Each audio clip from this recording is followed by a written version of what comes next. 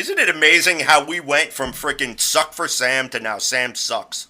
Yeah, well, I mean, Sam has some responsibility in that also. That's one thing that I don't want to move beyond because yeah, again, and you guys hear me say this all the time, we are talking about the Jets, okay? Every time I say that, folks, they I'm not sure if it goes over their head, but the fact of the matter is that we've been a really poorly run, poorly organized franchise for years Yes, now. we And I have. mean, it's not that we've never had success because I mean, if we're talking about just slightly over a decade ago, we're AFC champion championship game back to back. So let's not lose focus on the fact that historically we've had some success, but most recently, and I think that the younger generation might not really recognize it, but we really haven't been that good for the past 10 years. But we have been good. So Sam right now is an afterthought for me. I'm just going to be honest with you. I think the one thing that I'm really more focused on about what happens with Sam Darnold is the compensation that we get for who it is that we trade him to. Okay, I think that really is the only thing that makes sense for us to discuss going forward because keeping Sam here at this point is probably the only thing that could happen that would completely and totally piss me off. Okay, anything else? I mean, any combination of other quarterbacks or what have you that we bring in, any combination of draft picks that we give away for whoever it is that we bring in. I just honestly think that having Sam here as our one as our QB1 next season is I think without a doubt the very worst case scenario possible for us. And I'm saying that understanding that there are some guys out there that maybe haven't had success in the league, but they'll be in a much better situation than what it is that we would be in if we brought Sam back. So yeah, I was a Sam supporter. Even if I'm not going to say I was ever really a Sam fan, right? I was Sam supporter. At this point in time, I really do like the kid, but if Sam's going to have any success in this league, it's going to be in another uniform, and it probably won't even be within the next few years. So that we can kind of move on from the whole. And I know Jim said that we weren't going to discuss Deshaun Watson this week, but I lied, Yeah, by the right. way. yeah, I mean, well, yeah. So I said we What, weren't going to discuss. I was tired of discussing Deshaun Watson like what 2, 3 shows ago, yeah, but but I mean, here he is. I He's like think the bad penny that still yeah. does still shows We've up. we've all discussed that Deshaun Watson scenario ad nauseum. I mean, quite a few different shows. I think we've kind of determined that we were going to stop talking about it. But the fact of the matter is, and I said this again, CJ, but going back 3 weeks, Deshaun Watson is the silver bullet. Still We news. get we get Deshaun Watson and we kill the wolf. Done. We're ready to go. Let's move. If that happens, we're in phenomenal shape, regardless of what it is that they do. Notwithstanding a complete meltdown by Joe Douglas, which I don't foresee. But I'm just saying, bringing in Deshaun Watson makes everything else better. It makes everything else taste good, right? Just like bacon. Put Deshaun Watson on it. I'm telling you right now, we're good. It's gonna taste good going into next season. So here we are, face to face. You know what I'm saying? Once again, with the stark reality that every option that we have outside of bringing Sam Darnold back is better than actually having Sam on the roster. And that really is the bottom line. Again, we like the kid. We wish him well. But right now, how many draft picks is it going to take to bring in somebody better? And now again, and I know we're probably going to touch upon this a little later on in the show as well. The whole Zach Wilson now being the best quarterback prospect coming out ahead of Trevor Lawrence. The fact that Dallas is screwing up what it is that they're doing with Dak, and now the possibility is there's some outlandish conspiracies about us being able to bring Dak in.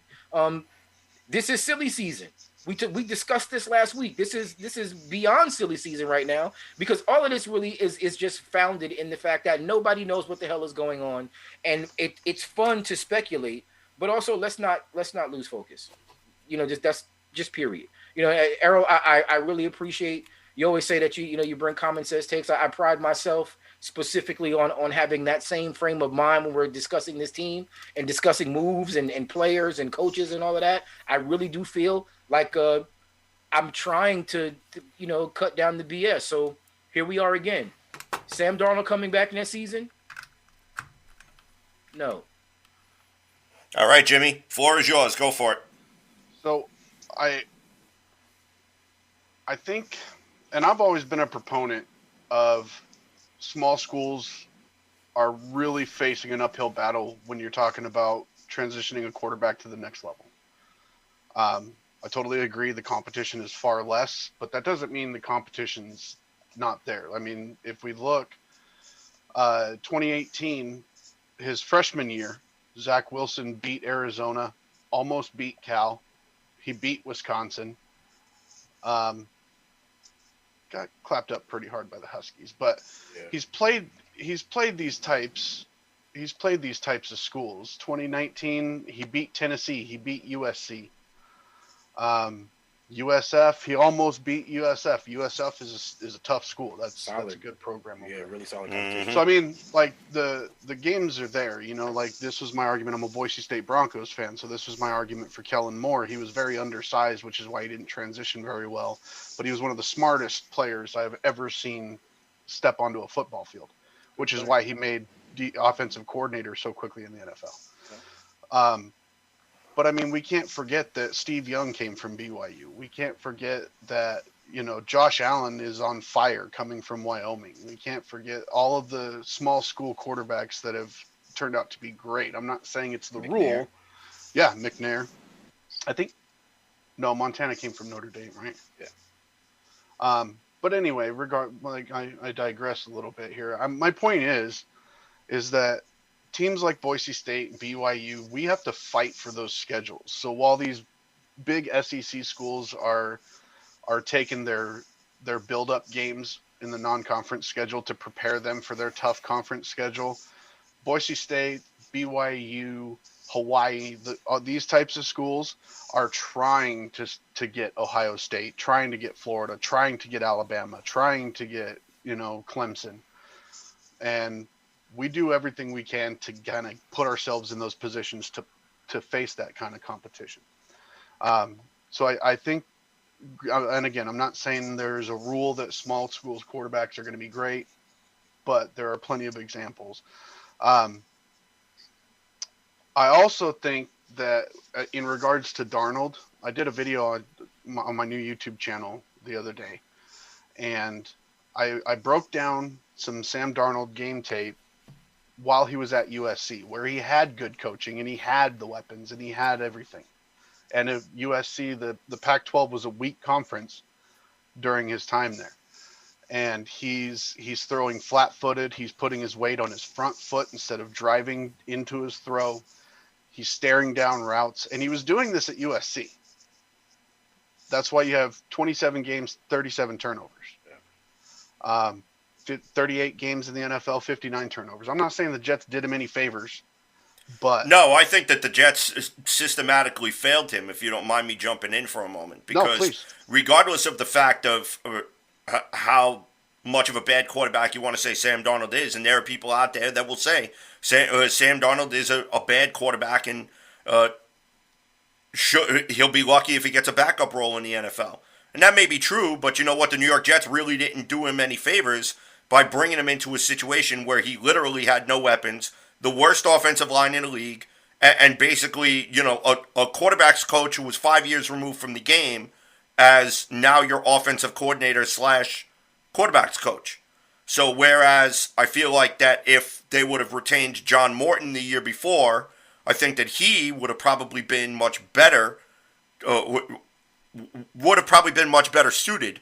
That's actually the proper way that I wanted to state it, to try to acclimate Sam Darnold into the pro game. That being said, could have also made an argument that Josh McCown should have been named the starter in Sam Darnold's first year, and then take a page exactly how the Giants did with Eli Manning.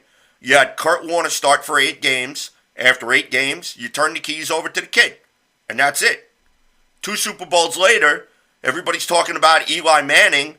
Yeah, he wasn't the greatest quarterback. His stats don't back him up. But you know what? He's got 2 more Super Bowl. He got 2 Super Bowl rings.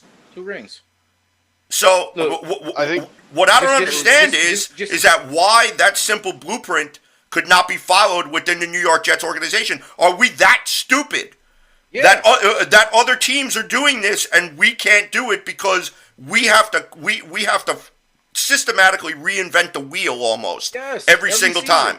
Every season, look, Mark Sanchez, Geno Smith, Sam Darnold. I mean, what's the one, kind of underlying factor here? All of those guys came out of college with, high expectations. All of those guys really had, serious levels of success in the college game, and they came here to an organization that had nothing to support them.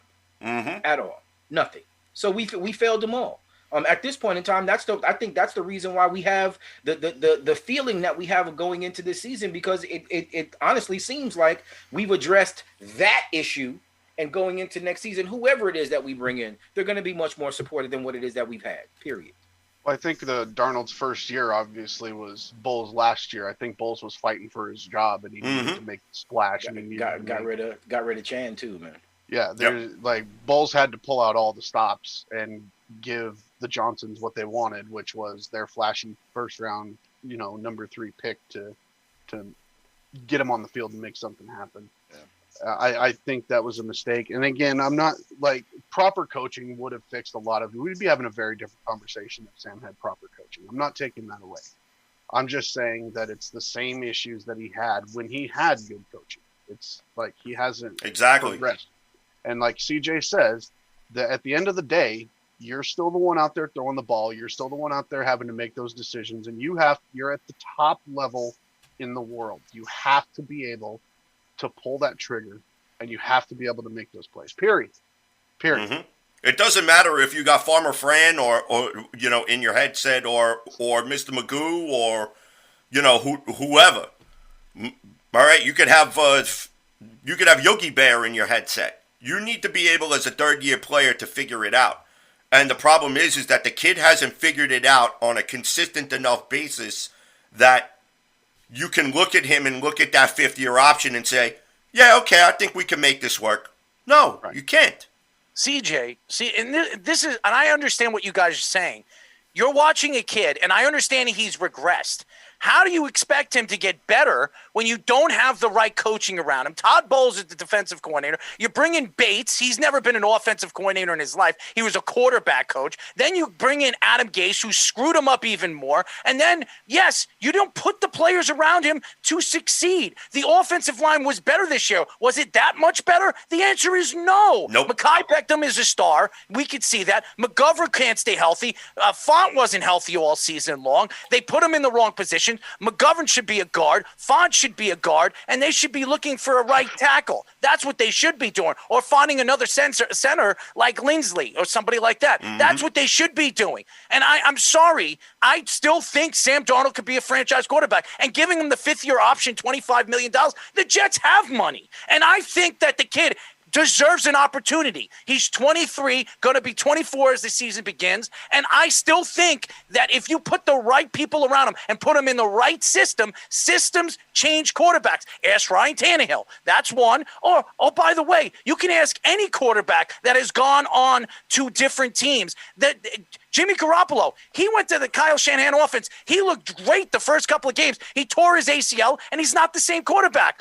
Go look at Carson Wentz. Carson Wentz was an MVP candidate. He hurt his knee. He's not the same quarterback. You got to protect your quarterback. You got to put him in the right positions to succeed. And they're not. The Jets have not done that. And for them to, for anybody to say to give up on this kid, even though maybe you should and maybe you let him go somewhere else and let him succeed somewhere else and win a Super Bowl somewhere else, where Jet fans are sitting back and saying, whoa, why couldn't you do this with the Jets? I don't know. You had Cuckoo Eyes as your coach. Mm-hmm. Maybe you had Bates is your offensive coordinator, and Todd Bowles, who doesn't know where his ass is from his tailbone. So this is the problem, and I understand Jet fans. You wanted to suck for Sam. You got what you wanted, and now you want to give up on him after 2.5, 3 years. It's ridiculous. And I think and then you're going to bring in Zach Wilson. What's going to happen if Zach Wilson has a bad year or Justin Fields has a bad year? Oh, my God, we got to draft another quarterback. We got 2 first-round draft picks. This is the problem with Jets fans. You don't